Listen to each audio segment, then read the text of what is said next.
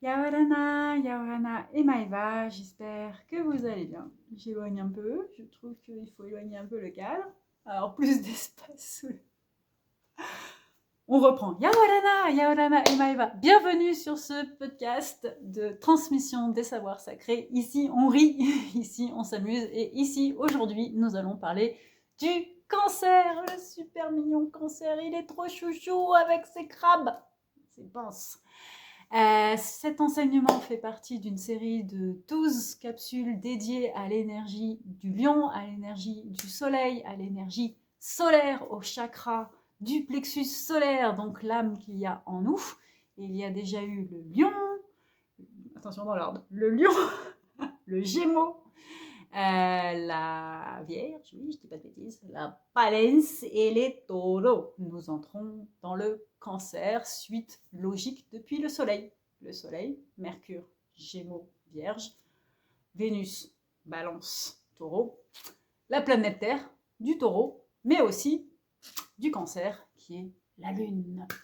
Donc, ça va donner beaucoup de choses à évoquer parce que le cancer, c'est le porteur du sacré et donc des secrets. Et il a plein de choses à nous dire sur notre chemin énergétique, nos racines, parce que quand on sait d'où l'on vient, on sait où l'on va. Allez, on est prêt. En attendant, je vous remercie pour vos abonnements, je vous remercie pour vos likes, pour vos commentaires, c'est vraiment très précieux.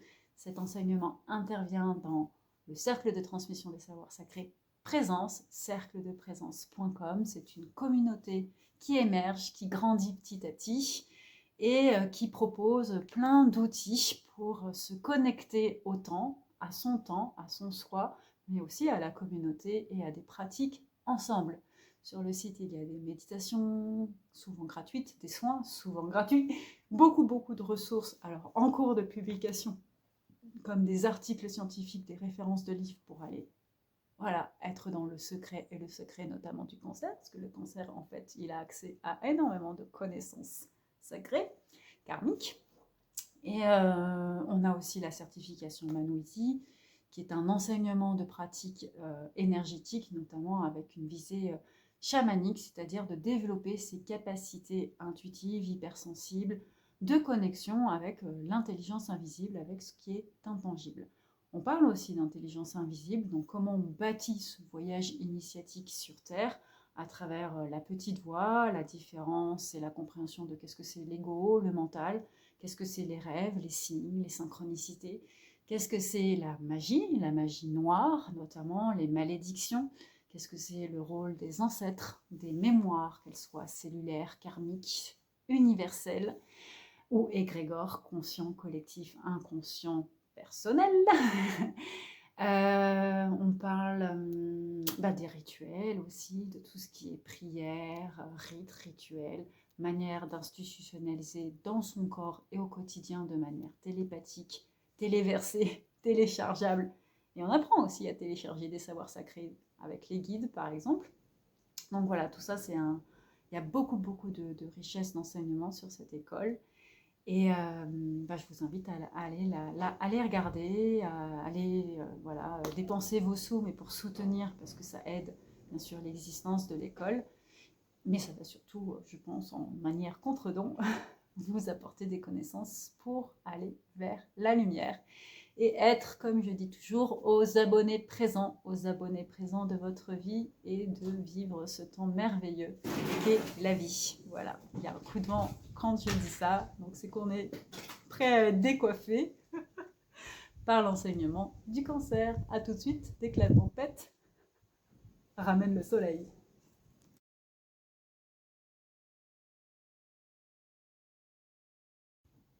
Le cancer est le signe de la lune, de la maison 4. Il nous parle de la relation à la famille, de la relation à l'amour maternel. Il nous parle aussi des émotions, des sentiments. C'est un être sensible, c'est une énergie qui est connectée à énormément d'eau, d'émotions, mais aussi de mémoire. Le cancer, en tant que signe maîtrisé, gouverné par la lune, est un signe qui va nous parler d'émotions, qui va nous parler de ce qu'il y a à l'intérieur de nous et qu'on peut avoir du mal à exprimer. Souvent, les cancers ont dans leurs caractéristiques, leur profil, vont avoir une certaine timidité, une certaine sensibilité et une certaine difficulté à s'exprimer. En fait, ils suivent le Gémeaux, qui lui a vraiment cherché à s'exprimer à tel point que c'est peut-être perdu dans l'autre, ou il a peut-être écrasé l'autre sur l'enseignement du jumeau. Je vous invite à écouter la capsule sur le Gémeaux et notamment sur la notion de jumeau qui est importante. Et comme c'est un signe 4, c'est-à-dire qu'en numérologie, il est l'alliance entre le matériel et les spirituels, son chemin, c'est d'apprendre cette expérience de la gémellité, donc de qui il est, avec un rapport qui va être agrandi, celui à la famille. Si on regarde les 4 premières maisons, le bélier, il fait jaillir le feu, il va dehors, il sort, il fait, ouais, c'est un principe masculin. Le taureau est un principe féminin qui revient un peu à l'intérieur de la maison, qui est dans le jardin, qui aime brouter et qui est dans le plaisir, mais qui du coup va aussi se poser la question de comment je vis cette vie qu'on me donne. Donc, le plaisir de l'incarnation. Le Gémeaux, il ressort à l'extérieur, principe masculin.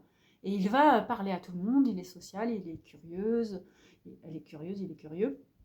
Et donc, il va avoir une capacité d'extériorisation. Mais tout ceci peut faire peur. Et donc, ça nous donne un petit cancer. Un cancer peut avoir vraiment beaucoup de peur. On dit souvent que c'est un signe qui est anxieux, qui est dans l'anxiété, qui est dans ses peurs et qui a un besoin de sécurité, qu'il va le mettre en lien avec le principe féminin du taureau, qui est aussi un signe qui nous parle de calme, stabilité, sécurité.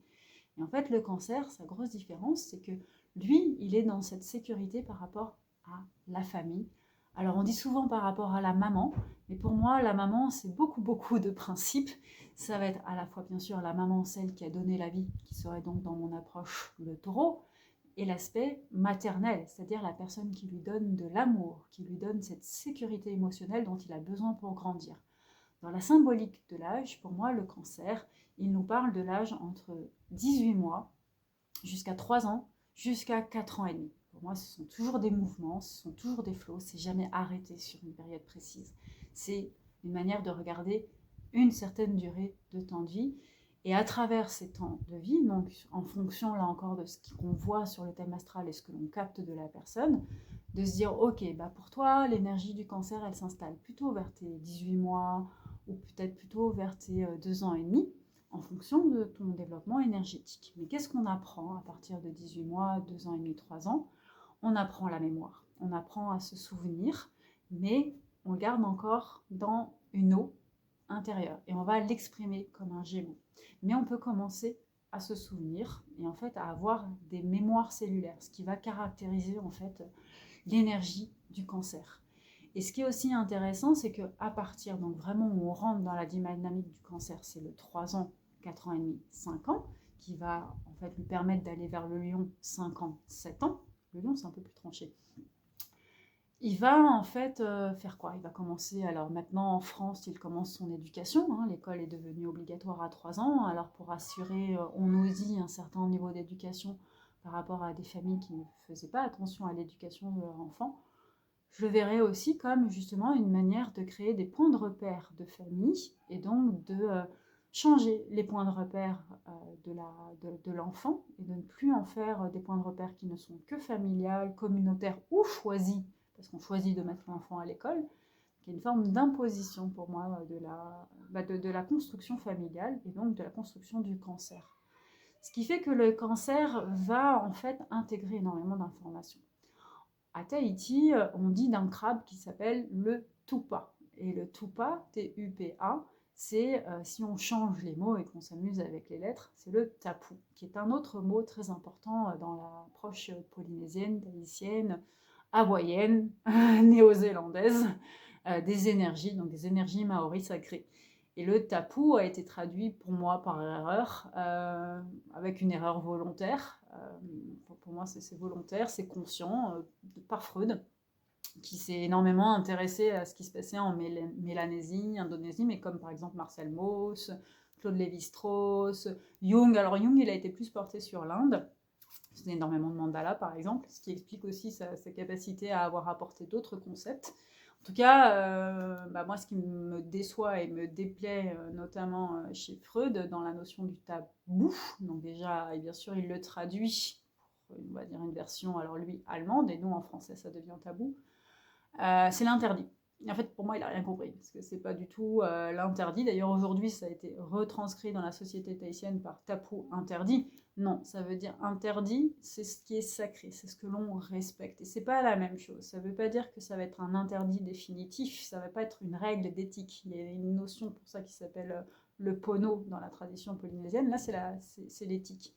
Et donc, on est vraiment là pour vous apprendre ce que c'est le sacré et ce à quoi on accède pas à pas. Et en fait, un enfant de 3 ans jusqu'à 4 ans et demi, 5 ans dans le cancer, il va accéder pas à pas à son éducation. Il va accéder pas à pas à la compréhension de son identité. Il va accéder aussi pas à pas à différents représentants de sa famille qui vont le sortir de sa cellule familiale primaire, qui est son père et qui est sa mère.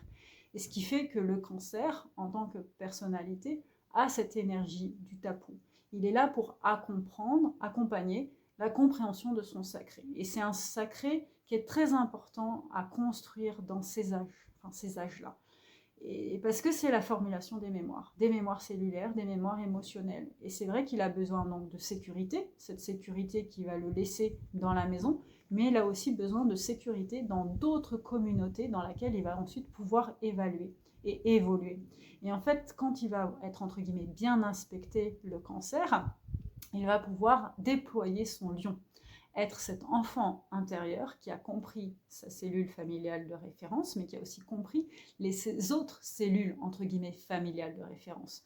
Les amis, la religion, donc la communauté religieuse, l'école, la communauté de danse, la communauté de foot, voilà, tout l'aspect au corps, l'aspect à l'alimentation, ce qu'il va aimer, les préférences vont émerger. Et en fait, on est dans une dynamique, entre guillemets, de ouverture des portes. Et c'est bien sûr que le cancer, c'est pas facile pour lui, parce qu'il aime bien rester dans sa sécurité, il n'aime pas forcément essayer des nouvelles choses, mais si ça lui apporte de l'amour, si ça lui apporte ce quotient émotionnel, là, il va pouvoir évoluer. Et c'est en ça qu'il est une énergie lunaire. Il est une énergie lunaire qui comprend des phases d'acquisition. Ce qui est très important à comprendre sur un cycle lunaire, c'est que la Lune, elle nous parle de phases d'acquisition. Ah, il y a du bruit.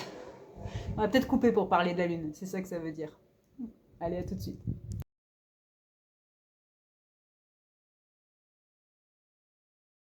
La Lune est un très bon enseignant pour comprendre le cancer.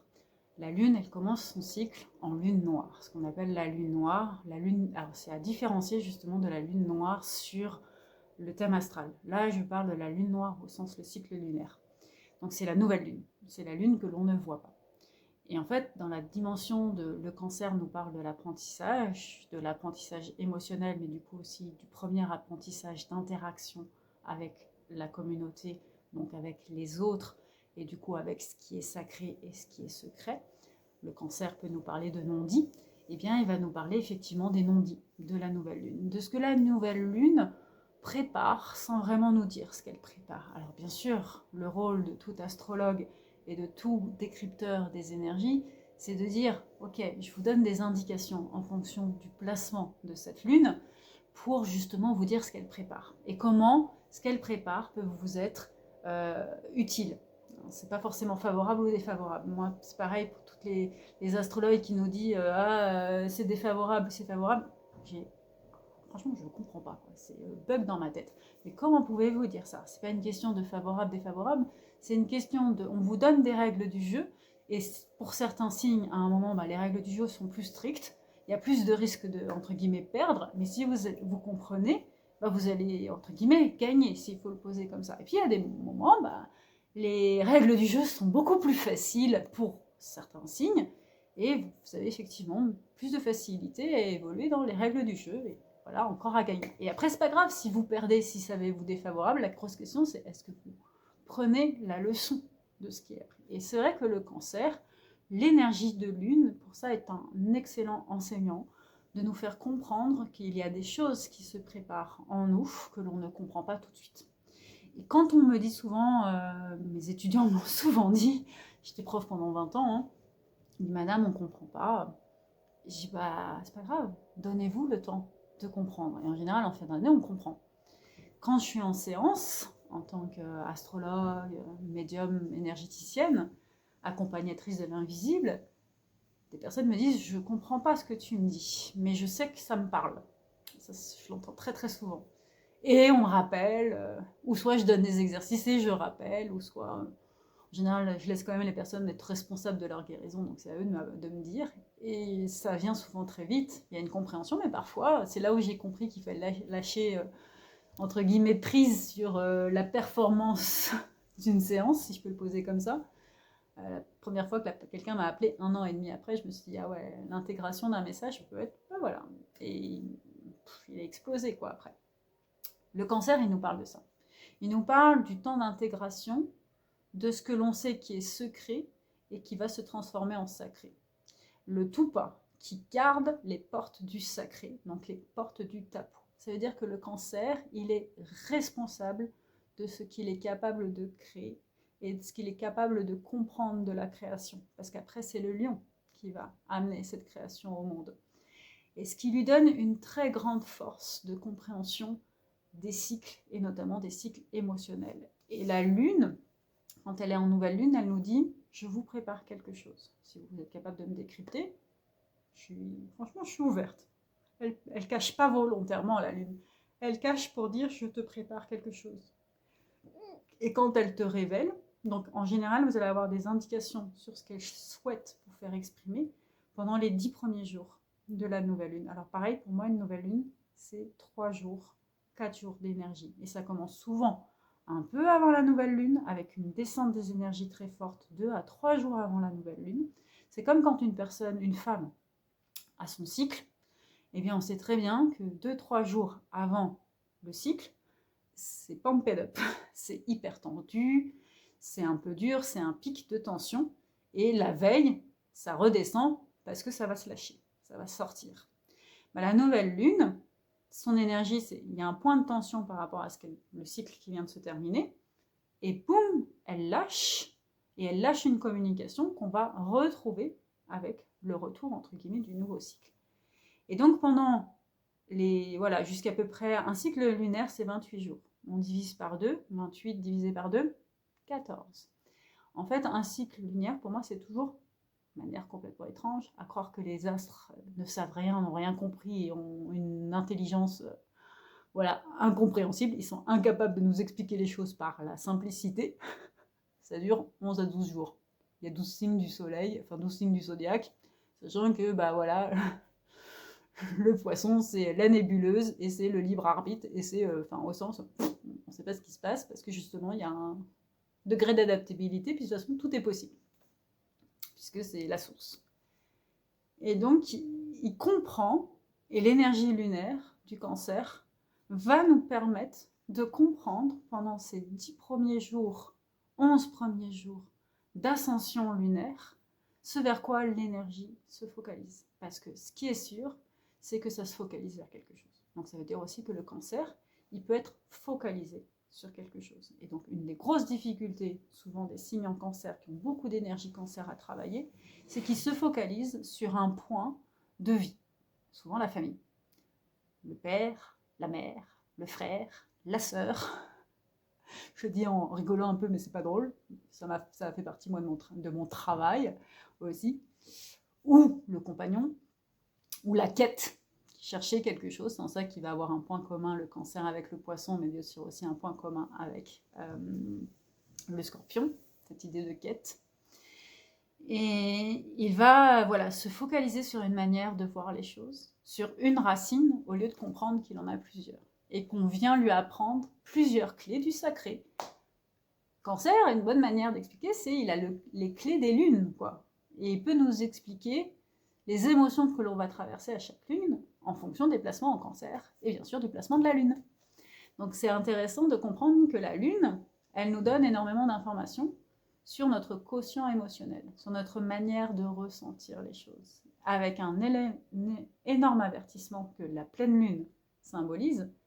La pleine lune, elle est au zénith du ciel, elle est dans un niveau de rapprochement avec la Terre qui est plus proche, qui est le moment le plus proche, avec parfois donc des super lunes, et du coup un taux d'éclaircissement et de réception d'énergie solaire plus fort, et qui nous dit quoi? Je vais accentuer ton niveau d'eau à ce moment-là. Et ça se voit avec les marées. Qu'on discute ou qu'on ne discute pas, que ce soit scientifique ou pas scientifique, pour moi, ça a un lien aussi sur notre niveau émotionnel à nous. Déjà parce qu'on se le dit depuis des millénaires, et puis parce que pour moi, c'est scientifique au sens quantique. Je suis persuadée que oui, notre corps a entre guillemets plus d'eau qui s'ouvre à ce moment-là, et donc le principe d'eau domine dans notre corps, et donc on devient plus émotif et plus sensible. Et donc ça donne quoi? Des possibilités de joie, des possibilités de paix, des possibilités de succès, de fierté, des possibilités de ressentir du contentement, de l'optimisme. Mais ça peut aussi donner quoi? De la colère, de l'agressivité, de l'irritabilité, de la déception, de la tristesse, toutes les émotions qui sont associées à chaque signe. Et le cancer, c'est pour ça que c'est pas facile pour lui, parce que comme il est rattaché à ça, il peut potentiellement beaucoup plus ressentir les émotions que les autres. Et je dis pas que tous les cancers, si vous êtes soleil en cancer, lune en cancer, ascendant en cancer, vous allez dire c'est pour ça que je suis hypersensible. Ouais, vous pouvez être tout ça, entre guillemets, soleil, et vous pouvez avoir des placements en maison qui vont me faire dire que non, vous n'êtes pas que cancer. Et que si vous êtes cancer avec beaucoup de terre en vous, votre eau, elle est normalement absorbée par votre terre. Votre feu, il est brûlé par... Enfin, le feu brûle votre... etc. Votre air est agité par... Donc, encore, c'est sûr que c'est important de se dire que oui, si vous avez des placements forts, soleil, si vous êtes... Et encore, c'est une autre discussion, ça, soleil, ascendant et lune, donc les trois en cancer, vous allez dire, ouais, je suis un méga cancer, je suis hypersensible. Non, parce que justement, il y a une trinité qui peut émanciper, élever, déployer autre chose. Bon, on va pas revenir là-dedans, mais voilà, le message, c'est de dire non, c'est pas parce que vous êtes cancer ou que vous êtes forcément le réceptacle de toutes les émotions du monde. Ça, c'est devenu très à la mode dans la spiritualité, c'est je suis l'éponge de tout le monde. Moi, maintenant, je le dis à tout le monde, toute personne qui veut pas évoluer, ouais, en gros, t'es une éponge.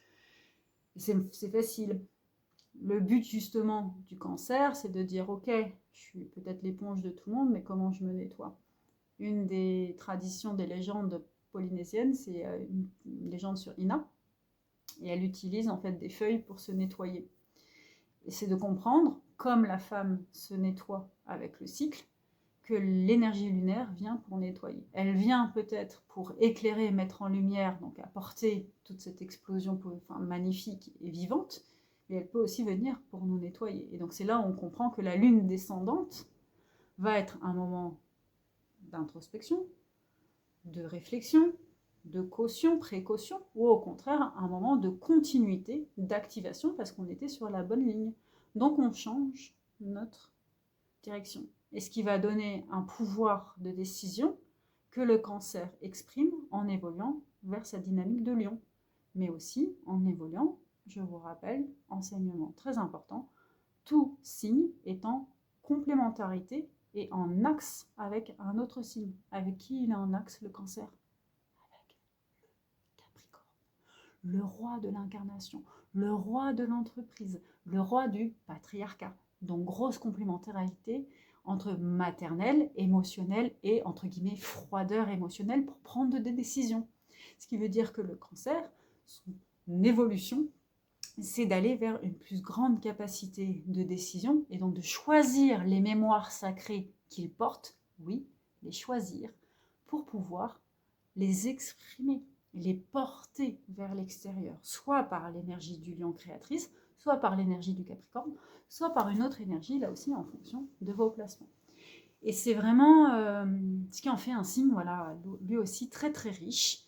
Et je vais terminer sur... donc quand la lune descend, il faut comprendre que c'est le moment traditionnellement en énergie, on dit que c'est le moment des sorcières. C'est le moment, en magie noire, qui est favorable pour porter des sorts, pour poser des sorts. Donc ça veut dire que vous, en tant que personne, être plus attentif aussi à ce qui se passe dans vos énergies quand il y a une lune descendante. C'est comme quand une femme, est réglée, pendant les 3 jours, elle reste à couvert. Pareil, pendant des millénaires, on n'avait pas de maison. C'est normal que s'il y a du sang qui tombe, on ne va pas s'exposer aux animaux. C'est un petit peu la même image. C'est une capacité à dire « je me préserve ». Ou au contraire, si on est sur une bonne action, c'est « je continue des actions ».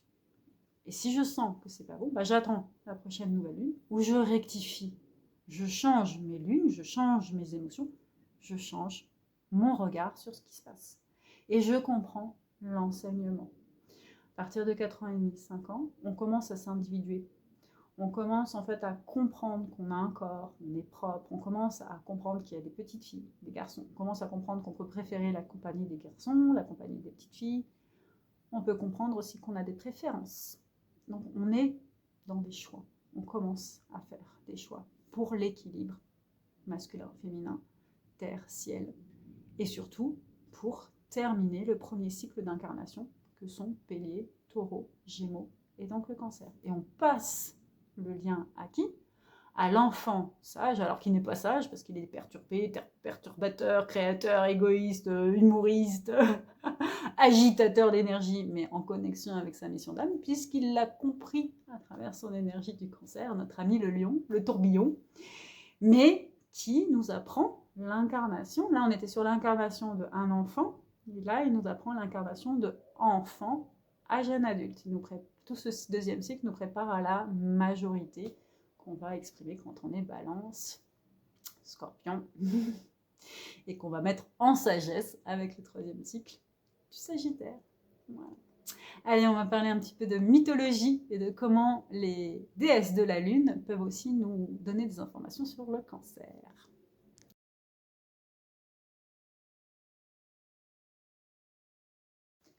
Le Cancer est gouverné par la Lune. La Lune, c'est simple, c'est une richesse de divinité qui illustre la diversité, mais aussi l'aspect mystique, mythique, sacré du féminin, du yin. On a Shin, Nana, on a Thoth, certaines traditions. On a Artémis, Diane. La Lune, c'est une multiplicité de visages qui va exprimer la diversité des clés du sacré que nous donne le Cancer. Parler de la Lune de manière assez paradoxale, pour moi, c'est parler d'Ishtar. Alors, Ishtar, chez les Sumériens, c'est l'étoile de Vénus. C'est la belle du ciel. Et c'est une déesse qui est très célèbre, très inspirante, très belle, très féconde. Mais c'est la fille de Nana, Shin. Et Shin, c'est un dieu lunaire chez les Sumériens. Donc on parle du principe masculin de la Lune chez les Sumériens. Et donc de la force lunaire qu'il y a dans le masculin. Et c'est intéressant parce que mon réflexe, c'est d'expliquer une divinité de la Lune par sa paternité et par son masculin. Ce qui est une manière de nous dire que le Cancer n'est pas qu'un signe de maman-maternité. C'est un signe de l'émotion que l'on porte sur la filiation et sur la manière de donner un héritage. Mais ça va être aussi un signe qui nous parle de fratrie et qui va être très en lien avec le Gémeaux et le principe de bipolarité, d'équilibre de deux polarités. Le Cancer, il est symbolisé par le crabe aux pinces d'or. Merci de comprendre la référence avec le capitaine Haddock surtout. Il a donc deux. Quand on le voit en symbolique, on voit 2-6 ou 2-9 ou un 6-9, en fonction de comment on veut voir les choses. Deux principes, féminin, masculin, matière, ciel. Élévation, stagnation. Émotion, sentiment. Le Cancer nous parle de sagesse.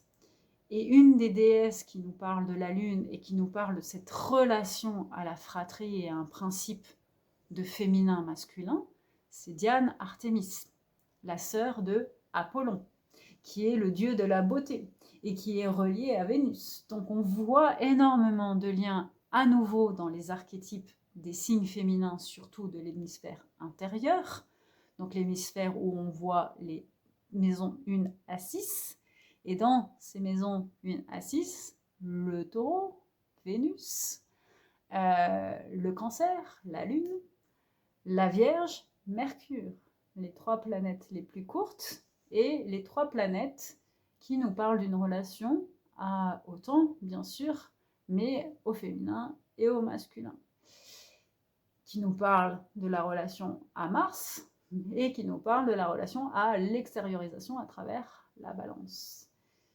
je trouve que ce qui est fort dans la divinité de la Lune, c'est de la capacité à nous faire des liens avec justement une panoplie de dieux et de déesses pour montrer qu'elle est régie par un principe de polarité, bipolarité, mais aussi par un principe de fécondité que l'eau du Cancer porte. Par exemple, dans la tradition égyptienne, la Lune c'est Thoth. Quand j'ai présenté le signe du Gémeaux, je vous incite à aller écouter, j'ai parlé de Thoth dans le rapprochement à Mercure. Pour moi, alors selon les approches, je viens de le lire en préparant le podcast, la déesse de la Lune en Polynésie, c'est Fati. Alors Fati, Fétia, l'étoile, ça me fait sens, pourquoi pas. La Lune, ok, très bien. Pour moi, dans ce que j'ai reçu, c'est Ina, la déesse de la Lune. C'est la femme de Maui dans certaines légendes. Maui, c'est celui qui attrape le soleil pour ralentir sa course.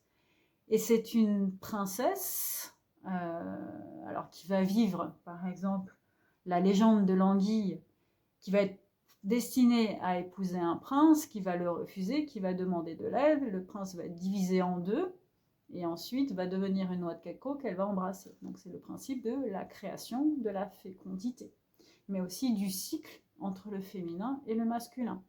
Le rejet, la persévérance, la complémentarité, l'aide, l'entraide, enfin, il y a énormément de choses qui se passent dans ces interactions.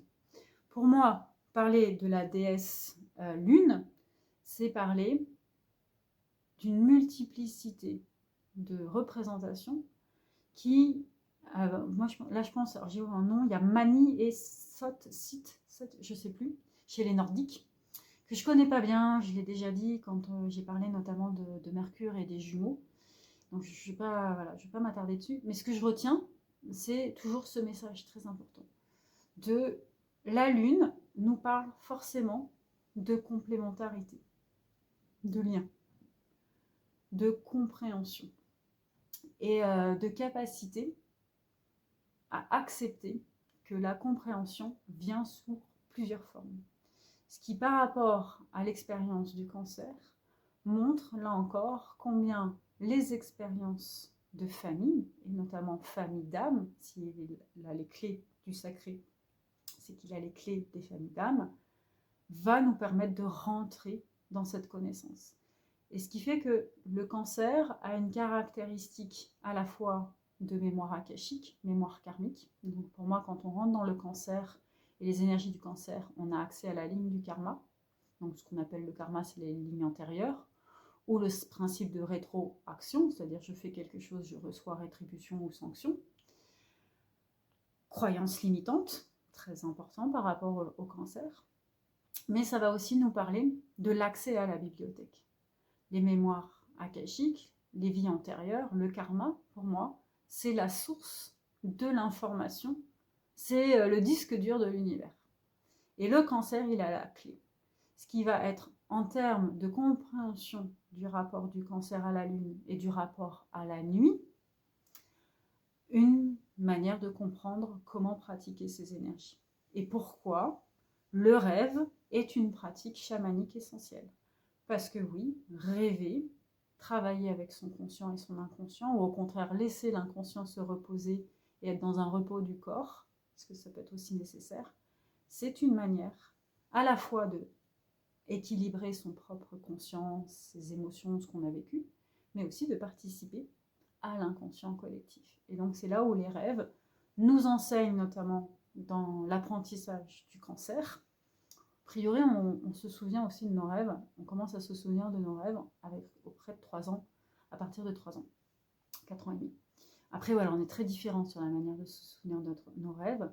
Et là encore, c'est soit une appétence naturelle mais qui va se développer, soit quelque chose qui arrive naturellement en nous et qu'on va plus ou moins développer en fonction, là encore, de ce qu'on vient vivre et ce qu'on a envie de vivre dans notre vie. Mais ce qui est important, c'est de nous montrer à quel point le Cancer est créateur, en fait, d'un lien au sacré.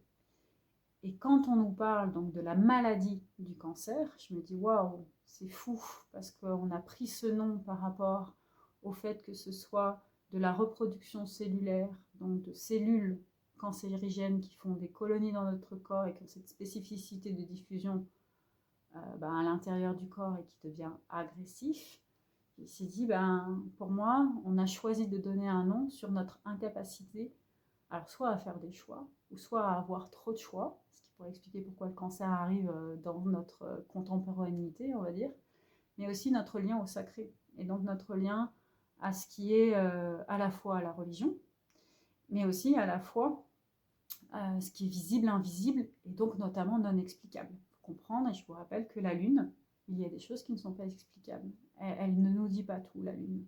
Artémis, elle ne dit pas tout. Il y a des choses qui sont cachées, mais pour un principe de création, et pour un principe de discrétion, un principe d'intimité, un principe d'apprentissage. Et donc, il nous rappelle ce rapport au temps, à la sensibilité, et je dirais aussi au fait de traverser les émotions. Mais dans une société qui n'arrête pas de dire il faut dire ses émotions, se dire ses émotions, parle de tes émotions, je dis non, il y a certaines émotions, il vaut mieux qu'elles restent sous silence en fait. Ça va passer, c'est fait pour passer, donc tu serres les fesses, tu gardes ton émotion, ça va passer. Parce que si on dit toutes nos émotions, on a un effet destructeur. Et on met entre guillemets nos émotions sur l'espace public, sur l'espace collectif, invisible, parce qu'on donne la responsabilité aux autres de la gérer. Non, on n'est pas là pour gérer les émotions de tout le monde, en fait. On gère nos propres émotions. Par contre, quand c'est important que ça devient un sentiment, ou quand ça nous compresse et nous empêche effectivement d'être dans l'expression de quelque chose qui est sacré, et bien là, on est dans l'expression des émotions. Allez, c'est pas mal déjà pour le cancer. On va aller maintenant sur un cancer qui brille, un cancer qui est solaire. Qu'est-ce que ça donne? Un lion façon cancer.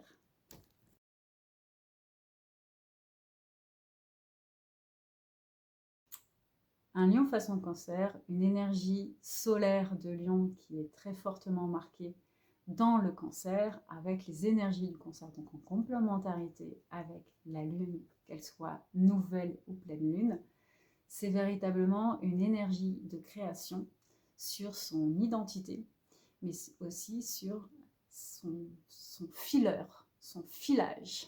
Donc ça veut dire sa capacité à tisser des liens avec les autres, ce qui est très intéressant quand on parle du cancer.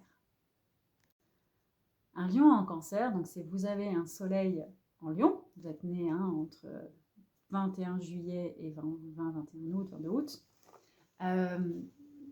C'est vraiment intéressant parce qu'on peut se dire que c'est deux signes qui ne sont pas vraiment faits pour s'entendre. Et en fait, là encore, on retrouve une très grande complémentarité entre, dans la suite numérologique, mais aussi de croissance des maisons. Parce qu'en fait, un cancer, quand il donne de l'énergie au lion, il va lui donner cette sécurité, mais aussi toute cette affection, cet amour qui va permettre au lion de s'émanciper et d'aller dans ses projets créatifs. Et en retour, le lion, qui est quand même un grand aimant, un grand amoureux, il va donner la sécurité émotionnelle dont le cancer a besoin. Donc, un lion façon cancer, c'est-à-dire que vous avez par exemple votre soleil en lion, mais en maison 4. Vous avez un lien fort à la lune, donc vous êtes probablement né soit à une pleine lune, donc si vous avez par exemple, on reprend mon exemple, un soleil en maison 4, vous avez donc probablement votre lune en Capricorne. Ça va donner beaucoup d'énergie de complémentarité sur votre axe d'évolution. Donc je trouve que c'est un axe qui peut être très facilitateur, pas forcément facile à comprendre au début, mais in fine hyper intéressant pour expanser, déployer le chemin de l'âme. Ce qui va être aussi intéressant, c'est bien sûr de regarder si vous avez donc un lion et un soleil en conjonction. Un lion et un soleil en conjonction. Bien sûr, c'est mignon, c'est chouchou. Une lune et un soleil en conjonction, donc vous êtes né à la nouvelle lune. Alors pour le soleil, on dit toujours en astrologie qu'on regarde au minimum 5 degrés autour, voire jusqu'à 10 degrés, parce que le soleil a beaucoup d'influence, donc vous pouvez être né un peu avant la nouvelle lune, après la nouvelle lune. Bon, parce que c'est vrai que la lune et le soleil bougent quand même assez vite. Le soleil il transite, les deux transitent pendant à peu près un mois. Le soleil 30 à 31 jours, sauf en février bien sûr, et la lune 28 jours. Donc ça bouge. Mais ça permet de déterminer aussi un lien fort avec cette énergie. Alors, il n'y a pas que ça, bien sûr, j'en ai pas trop parlé avec la méthodologie ou le profil du cancer. J'ai juste dit, quand j'ai expliqué le lien à la lune, de faire attention à l'emploi de la lune noire. La lune noire, il y a plusieurs manières de la voir en astrologie pour moi. Alors, je crois que traditionnellement, parce que là on va voir que j'ai une différence avec l'astrologie classique, on peut dire de la lune noire qu'elle est la Lilith. C'est une manière de la porter. On peut dire de la lune noire que c'est le Cérès, donc la lune émotionnelle. C'est aussi une manière de la porter. Pour moi, il y a de la lune noire dans un point fictif que l'on calcule en fonction de sa lune, de son soleil. Et donc là, c'est une manière de voir l'énergie noire de la lune. J'avais expliqué dans le podcast sur le lion que le soleil aussi avait une énergie noire et que cette énergie noire est très importante à comprendre pour justement comprendre et capter le rayonnement de notre soleil, de notre énergie solaire. La lune noire, c'est pareil. Elle a une capacité à révéler la lumière que la lune porte. Et qu'on soit en nouvelle lune, donc en lune noire, on va dire, en lune qu'on ne voit pas, lune invisible, ou en pleine lune. Alors bien sûr, on peut se dire, ah ouais, en pleine lune, on a forcément une lune noire plus forte parce que c'est éclairé et le reste c'est tout noir. Et qu'en lune invisible, en nouvelle lune, tout est noir, donc il n'y a pas de lumière. C'est un point fictif. Voilà, mais oui, on va regarder du coup pour le cancer. La Lilith, de toute façon, elle nous permet de nous relier aux Gémeaux et donc de comprendre l'enseignement juste d'avant, de l'énergie d'avant. Ce qui va faire une interaction avec le Scorpion, ce qui est sympa pour le cancer, parce qu'il ne faut pas oublier qu'il travaille en coordination très fortement avec ses os. Les signes d'eau sont très... c'est pas qu'ils sont solidaires, ils sont très reliés entre eux. Et ceux qui sont, on va dire, les plus solidaires par l'esprit, par l'action au sens l'élévation, ça va être les signes d'air. Ceux qui sont solidaires dans le combat, l'humanité, l'incarnation, c'est les signes de feu. Et les signes de terre, ils vont être solidaires dans la stabilité, la durabilité, la vision long terme. Et donc, les signes d'eau, ils sont reliés sans le savoir, en fait. Et donc, le cancer, son prochain état, c'est le scorpion. Et donc, c'est intéressant aussi de regarder l'interaction entre les énergies, donc toujours solaire, lion, avec son scorpion et avec son poisson, s'il y a trigone, par exemple. Et donc, s'il y a un soleil en trigone avec ces zones-là, ça peut être intéressant pour révéler l'énergie du cancer. Donc, si on revient sur, on a un lion en maison 4. Après, c'est de voir, là encore, les interactions avec donc la Lilith, qui va révéler à la fois Gémeaux et Scorpion, l'Avesta, qui va permettre de relier à l'énergie de la Vierge, le Cérès, la Cérès, je ne sais jamais comment il faut dire, mais pour moi c'est la lune émotionnelle, qui va avoir une spécificité très forte avec l'énergie cancer, l'énergie ombre cancer, l'énergie cachée cancer. Et pour moi, il y a ce que j'appelle aussi de manière très forte dans le cas du cancer. Alors le vertex, on le voit, qui est un indicateur de l'émotion, probablement aussi du destin en amour, mais aussi du lien au destin sacré de la personne, donc à son cancer, puisque le cancer nous parle de ça. Et du coup, avec ce que j'appelle l'équateur secondaire, l'équateur énergétique, qui est le passage énergétique entre vertex et point est. L'autre élément qui est important pour le cancer et qui est spécifique, je trouve, au cancer, et qu'on ne voit pas en Gémeaux pour moi, même si le Gémeaux pourrait être concerné, c'est le fond de ciel. Et pourquoi je trouve que c'est intéressant pour le cancer? Parce que le cancer nous parle de racines, d'identité, et que le fond de ciel, il nous parle d'une zone d'identité, d'acquis, de choses qu'on a en nous, alors que le milieu de ciel, ça va nous permettre d'exprimer notre sagesse. Ce qui va être aussi permettre de regarder, pour moi, le cancer, il est en maison 4, donc il rentre là, si on coupe la roue en 4 et non pas en 3, il est le premier signe de la deuxième trinité.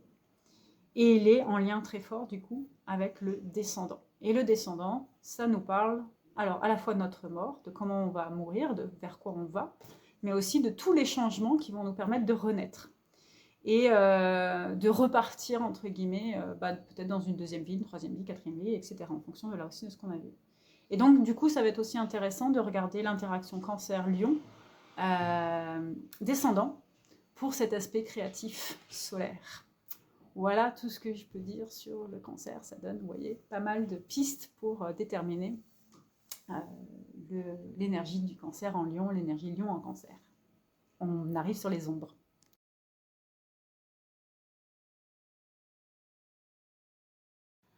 Alors, les ombres du cancer, de manière, on va dire, très traditionnelle, c'est il est trop réservé, il est trop anxieux, il est trop apeuré, il veut pas rester à la maison. Ça va le rendre un peu passif, un peu tanguy, un peu comme le poisson. Les tanguis à la maison, c'est les cancers et les poissons. Allez, bim. Donc ceux qui restent chez papa et chez maman, parce qu'ils veulent pas grandir, ils veulent pas évoluer. Et donc souvent, c'est lié justement à la relation au père ou à la mère. Il y a quelque chose qui n'a pas été acquis. Vous nous parlez donc d'une problématique de naissance. Le cancer peut être un signe très très dur. Ils peuvent être très très durs, les cancers. Ils peuvent être très très aimants, mais ils peuvent être très durs quand on les vexe. Un peu comme d'ailleurs, ça va les mettre en commun avec le lion. Et parce qu'ils ont peur de leurs propres émotions, puis parce qu'ils ont pas envie qu'on les trahisse, ce qui est assez sain, je trouve, d'être dur avec quelqu'un qui nous a trahis. Moi, je trouve ça normal. Mais du coup, ils peuvent aussi un petit peu rester sur leur position, ne pas vouloir évoluer, être un peu dans cette dureté qui les durcifie, et donc qui donne cette carapace qui devient méga mégalithique, quoi, et qui les empêche à un moment de bouger. Donc ils deviennent des espèces de rochers sur la planète Terre, au lieu d'être un crabe sur un rocher sur la planète Terre. Donc ils se pierrifient d'une certaine manière. Ils deviennent de plus en plus pierre, cœur de pierre, alors que justement le cancer vient à exprimer et à ressentir des émotions, mais c'est parce qu'il a peur ou parce qu'il a peur de se faire mal à nouveau. Donc une relation à la résilience chez le cancer qui peut mettre à feu, à feu et eau, le repli vers soi. Et donc ça donne effectivement une colonisation d'émotions négatives, de croyances limitantes, de rejet de l'autre. Donc en blessure de l'âme, bien sûr que le cancer, il va aussi avoir la blessure du rejet. Et il va être aussi un petit peu comme le bélier, il termine le cycle de 1 à 4, de toute façon, il va aussi ressentir très fortement l'abandon. Alors une autre spécificité très forte du cancer, c'est le rapport à l'humiliation. Et c'est pas une humiliation publique, lui, c'est vraiment l'humiliation de ses sentiments. C'est-à-dire que on ne prend pas en compte ses émotions, on n'écoute pas ses émotions. Et il va se sentir humilié parce qu'il va avoir une notion de respect qui n'est pas respectée. Et en fait, quand on ne respecte pas un cancer, on lui dit « je ne respecte pas tes racines ». Et si on ne respecte pas ses racines, ça veut dire qu'on ne respecte pas sa famille, donc on ne respecte pas ce qu'il incarne, alors que déjà, ce n'est pas facile pour lui d'incarner ce qu'il incarne. Donc ça fait que vous rejetez le monde entier et il rejette tout le monde en même temps. Bon, voilà, c'est les ombres du cancer. Ça veut dire qu'en termes de blessures et de trauma énergétique, il va nous parler bien sûr des blessures de l'enfant, donc 18 mois, 3 ans, 3 ans et demi, 4 ans, jusqu'à 5 ans. Le cancer, c'est assez étendu parce que c'est traverser l'enfance, vraiment le cancer, et on devient enfant, sage, déconnecté, mais normalement intégré à son plexus solaire avec le lion entre 5-7 ans, et le 7 ans, c'est la majorité énergétique, et la majorité physique, elle est à 18 ans. Et c'est vrai que le cancer, si entre guillemets il n'a pas bien intégré, ou s'il lui arrive des choses difficiles aussi entre, surtout 2 ans et demi, 3 ans, donc quand toutes les bases ont été acquises, marcher, manger, propre, parler, et qu'il a des traumas avant, c'est surtout 5 ans et demi, 6 ans, donc des traumas d'abus, de violence, d'humiliation, plus que ce qui va être de l'ordre de la non-compréhension de ses émotions. Oui, ça peut le frustrer, effectivement, mais là on parle vraiment de choses qui vont rester dans sa mémoire, et dans sa mémoire émotionnelle. Ça peut mener à des adultes, ou en tout cas des difficultés à la vie adulte, à pardonner et à accepter de vivre l'expérience qui aura été mise sous silence ou blessée pendant cette période-là. Donc par exemple, quand on est dans ces âges-là et qu'on vit des abus sexuels ou des violences physiques, ou par exemple des expériences de vol, ou même de la mort, donc la mort d'un proche, c'est sûr qu'à l'âge adulte, ces expériences-là vont être très importantes à exprimer, à faire du rebirth. Le cancer nous parle vraiment de la technique du rebirth, et à enlever en fait cette information énergétique, mais aussi physique, émotionnelle de la mémoire, à l'exprimer, justement à pas être dans le non-dit pour le coup, à exprimer, à mettre une parole là-dessus, et à mettre ce qui est un exercice assez dur, mais qui est somme toute aussi le but du cancer, c'est d'accepter le dédoublement que ça a provoqué pour le réunifier et surtout se consoler avec l'enfant intérieur qui a subi. Et c'est intéressant parce que ça peut être aussi révélateur de mémoires qui ne sont pas les siennes. Et donc, s'il n'y a pas d'expérience, donc parfois, et ça arrive, ça m'a beaucoup arrivé d'avoir des personnes qui étaient persuadées d'avoir vécu des choses, et en fait, ça venait pas d'eux. Et ça, c'est aussi spécifique de la mémoire cancer. Et en fait, ça, c'est souvent plus fréquent de voir ça sur une énergie justement de cancer au fameux 18 mois. Parce qu'en fait, la personne, elle projette des mémoires dont elle ne peut pas se souvenir, et elle se dit, je l'ai vécu, parce qu'elle associe des comportements qu'elle a, et c'est dans la mémoire non, voilà, l'amnésie infantile. Et en fait, elle va projeter, et elle va mettre des mémoires comme ça. Donc du coup, ça veut aussi dire que le cancer, il va focaliser sur ces mémoires-là, et il va se dire, je les ai vécues, et il va se poser la question de, je les ai vécues. Et en fait, la réponse, ça va être le moment, en tant que thérapeute, de lui dire, bah non, tu l'as pas vécu. Tu t'es mise dans une croyance limitante. Mais si tu t'es mis dans une croyance limitante, pourquoi? Est-ce que c'est pour être victime, pour te justifier de quelque chose? Bon, non, tout ça, il faut tout de suite le poum poum poum, hein, le casser, l'enlever. Je disais, je fais une capsule là sur Saturne, et je disais que je pouvais être un enseignant un peu cassant, un peu cash. Bon, bah voilà, j'y suis, mais il y a un moment, il faut dire les choses. C'est responsabilité, t'arrêtes les illusions, t'arrêtes de te connecter au poisson, t'arrêtes de te connecter au cancer victime, parce que le cancer peut être victime dans son ombre. Et poum. Mais aussi, bien sûr, dans beaucoup de cas, on répète inconsciemment la mémoire d'un parent. Et ça, c'est très très très fort. Et c'est souvent une clé. Donc déjà, c'est d'aller regarder ce qui s'est passé chez les parents. Alors, de manière assez, on va dire, plus rare, parce que c'est pareil, je vais le mettre avec une grande précaution, parce que pareil, il y en a plein qui vont se dire « Ah, ça vient de là ». Donc non, pareil, on fait attention, on analyse, on va chercher les informations avant de dire « Ça vient de là », parce que c'est trop facile de se dire « Ah, c'est mon karma ». Et donc oui, c'est vrai. Vous pouvez aussi, à travers cette énergie du cancer, comprendre des éléments qui viennent de votre karma. Mais là, c'est encore un autre niveau de lecture. On a avancé dans la lecture du corps énergétique et dans l'éveil de la personne. Donc ça veut dire quand même qu'il y a un certain niveau de conscience sur qui on est, et que si cette lecture karmique, elle arrive, là encore, c'est pas pour vous donner des justifications, c'est pour vous donner de la responsabilité. Donc c'est sûr que plus on rentre dans la lecture du karma et qu'on se dit « Ouais, c'est trop bien, j'ai plein de karma, c'est dur, machin », vous êtes dans le faux. C'est pas trop bien d'avoir du karma, c'est pas trop bien d'avoir plein de vies antérieures, si vous comprenez pas la leçon.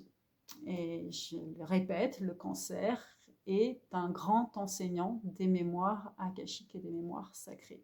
Et un cancer bien aspecté, c'est un cancer qui a conscience qu'il tient les clés du sacré, et donc qu'il tient les clés des secrets.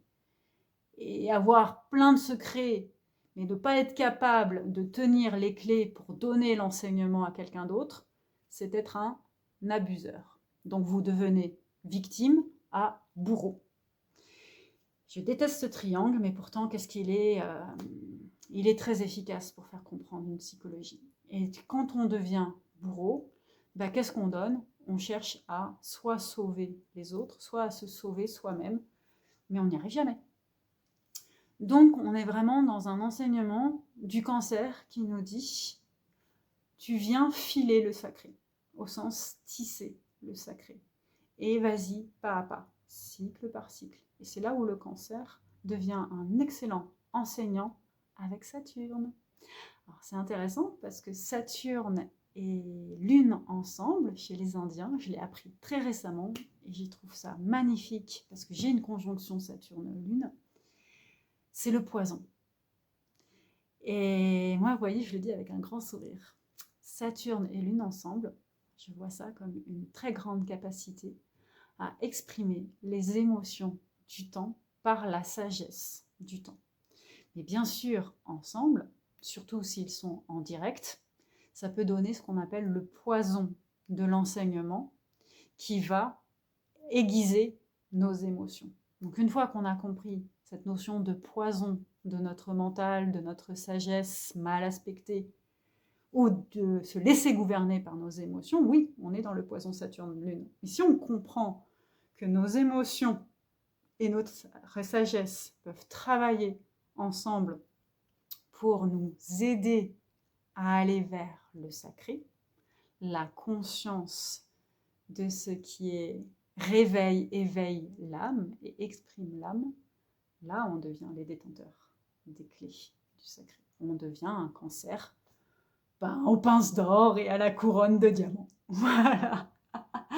Allez, on va passer maintenant sur l'enseignement des savoirs sacrés et cet art sacré qui peut nous permettre de encore mieux comprendre l'énergie créative d'un cancer quand il a ce lion solaire dans sa maison.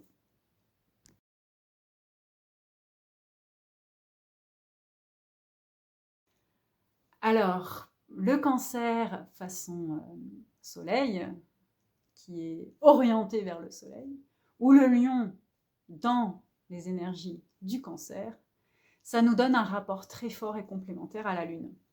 Et donc un soleil et la lune qui dansent ensemble. Vous savez, il y a cette pièce de théâtre, j'aime beaucoup le dire, c'est les hommes viennent de Mars et les femmes viennent de Vénus. Et ben non mec, alors j'ai bien compris ce que tu cherchais à nous faire comprendre.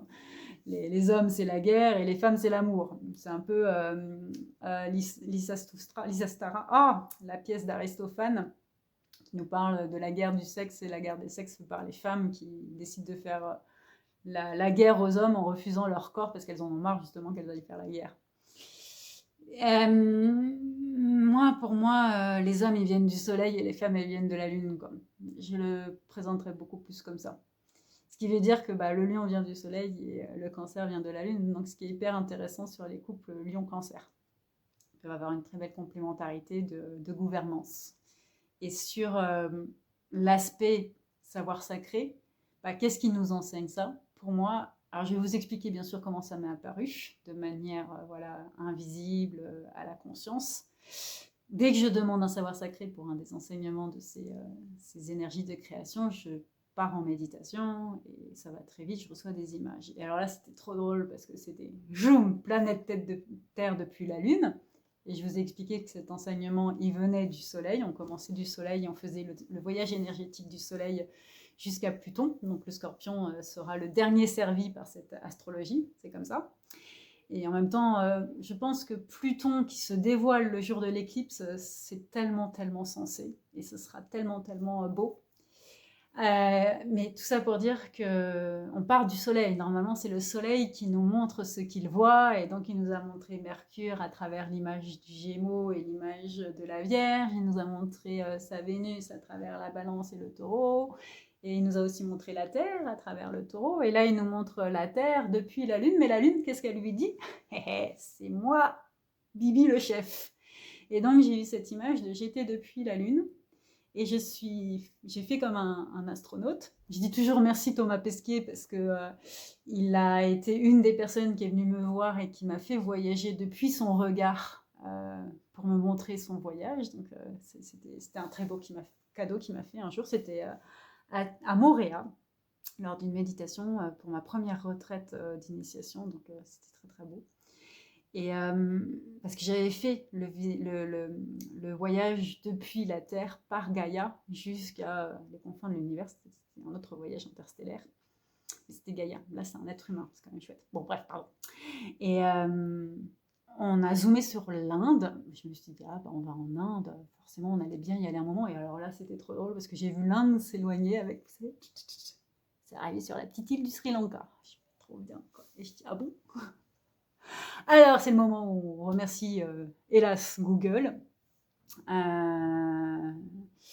Mais heureusement qu'on l'a, on est bien content aussi d'avoir Google et cette manière de pouvoir accéder à de la connaissance. Donc, j'ai tapé rituel de lune, rituel sacré de lune au Sri Lanka. Et on tombe sur Vesak Poya. Alors, Vesak. Ceux qui connaissent, vous savez, et ceux qui ne connaissent pas, celles et ceux qui ne connaissent pas, Vesak, c'est la fête lunaire, la fête de la lumière en Inde. Pour moi, c'était associé à l'Inde. Je me suis retrouvée par hasard en Inde le jour de la Vesak. C'était en 2011, 2010. Et j'ai vu des lumières dans les maisons, j'étais à Goa, et je me suis dit, mais c'est quoi ce truc? Et après, j'ai compris que c'était la fête de les lumières, et c'était magnifique. C'est vrai que c'était très très très beau de voir cette lumière qui surgit dans le noir, en fait. Et Vesak, c'est la fête de la lumière. Mais en même temps, c'est une fête qui se déroule au moment de la pleine lune, et qui célèbre l'alliance, pour moi, entre la lumière solaire, la lumière de l'homme conscient de qui il est et qui met de la lumière dans sa propre nuit, et la lumière de la pleine lune qui va bénir en fait son apprentissage. Voilà, je reviens sur ça. Et ce qui est beau, c'est que on m'a amené au Sri Lanka, donc il y a plusieurs temples qui célèbrent la fête du Vesak. Et ce que j'en ai retenu et ce que j'en ai compris en regardant les sites, les pages, les lectures, et je vous invite à aller faire cette recherche pour aller chercher à ressentir par vous-même, parce que l'enseignement de la Lune, bah, on détient les clés. Mais ce que j'en ai compris, et dans la spécificité sri-lankaise, c'est un aspect de rituel en collectif, un aspect, bien sûr, de célébration de Bouddha et de sa sagesse, et un aspect de filer la paix. Donc j'aime bien l'expression filer, faire une métaphore filée, faire un filage, donc préparer une représentation au théâtre, créer des liens dans la paix, la bienveillance, la sagesse, pendant la nuit, pendant la fête, pour que les effets soient plus grands que la simple dimension de territoire insulaire. Et de se dire que cet héritage qui vient donc de l'Inde, qui est hindouiste, bouddhiste, vient d'un continent, et que l'insularité, donc ma capacité à m'autonomiser, ma capacité à le vivre dans ma singularité, l'île, l'apprentissage de l'île, c'est vraiment de dire je suis capable de vivre quelque chose par moi-même alors qu'il y a des espaces plus grands que moi autour de moi. Et là, Sri Lanka, lui, il est en interaction avec quand même un pays-continent, un continent qui est 3 continents, et un océan dont on nous dit qu'il est indien, et qui nous ouvre à l'Atlantique, au Pacifique, à la mer Rouge, donc qui est en énorme lien. Et je trouve que ça nous fait un point boussole de rituel de lumière qui ose affirmer sa pépite de lumière, sa pépite d'or, pour aussi revenir sur l'enseignement du Gémeaux, le Kintsugi, donc le filage, mais aussi la dorure, le fait de relier par l'or. Et dans l'archétype que j'avais expliqué dans la vidéo du lion, le cancer, c'est le tisseur. Et pour moi, c'est de se dire, je fais un rituel de pleine lune ou de nouvelle lune, et je m'engage à tisser une communauté, ou à tisser un rituel communautaire sur une certaine durée de temps. Bien sûr, c'est encouragé. Donc là, on est une éclipse. Mais est-ce que c'est le temps d'un mois? Ou est-ce que c'est le temps d'un an? Ou est-ce que c'est le temps long terme? Par exemple, en ce moment, 72 ans. En bonne Manuiti Umma, donc personne qui est en train de passer un grade de guide, pas encore gagné, mais pas perdu non plus. Je me dis, ouais, je vais prendre le 72 ans. Hein. Comme ça, je suis à peu près sûre d'y arriver. Sauf que j'ai promis de mourir avant, donc je suis dans la merde. Ah bah non, je vais arriver moi, à faire mon truc depuis là-haut, ouais, facile. Le cancer n'incarne pas, hein. Donc il n'a encore pas compris sa clé, là, le Umma, qui veut son échelon de guide. Ratage au test de l'univers. Bref. Non, moi, ce qui m'a parlé, c'est de peut-être arriver à poser, essayer d'y arriver, un rite de communauté pour la prochaine éclipse. Donc le 2 août 2027. Et voilà, de faire un rassemblement d'actes sacrés pour le 2 août 2027. Mais ça peut être tout simplement dire on fait un dîner, on fait un déjeuner, on fait un atelier, on fait en fait un acte de communauté et la lumière a sa place à l'intérieur. C'est-à-dire que quoi qu'on fasse, il y a un moment, alors soit de prière à la lune, de chanson à la lune, j'ai demandé à la lune si tu pouvais. On danse, vous savez, il y a un super rock sur la lune, je crois. Sinon, j'ai Blue Moon, là, qui est un slow trop mignon. Créativité, c'est de dire, voilà, je fais un rituel qui me ressemble et dont je sais que je serai capable de donner une clé de sacré quand je le ferai. Ce qui, pour un cancer, le fait sortir, bien sûr, de sa zone de sécurité, mais comme il est lion, il est content de spread the love. Un cancer lion, lion cancer, c'est quelqu'un qui va être dans cette idée de je tisse voilà, de l'or, du lien. Bon, moi, bien sûr, ça me fait penser, vous savez, à ces groupes de tissage, de tisseurs, avec des mandalas.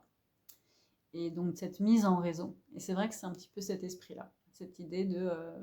voilà, c'est vrai que le rituel, c'est de dire je mets en réseau. Alors, pour le Vesak Puja, pour moi, c'est on remet en réseau autour d'une sagesse. On remet un collectif autour d'une sagesse et d'un rituel de célébration collective. Voilà, bah, j'espère que ça va vous inspirer à faire des bons apéros sacrés, mais peut-être aussi de la danse, du chant ensemble, et de chanter la lune, chanter le sacré. Sur ce, avant que je me mette à chanter et que la pluie tombe, je vous souhaite un bon exercice et une bonne connexion. Voilà, c'est terminé et c'est déjà en train de recommencer le rituel habituel de les abonnés présents au cercle de transmission, au cercle de présence, au savoir sacré. C'est je vous aime, je t'aime, je vous aime, je t'aime comme un fou, comme un soldat, comme une femme de cinéma. Je t'aime.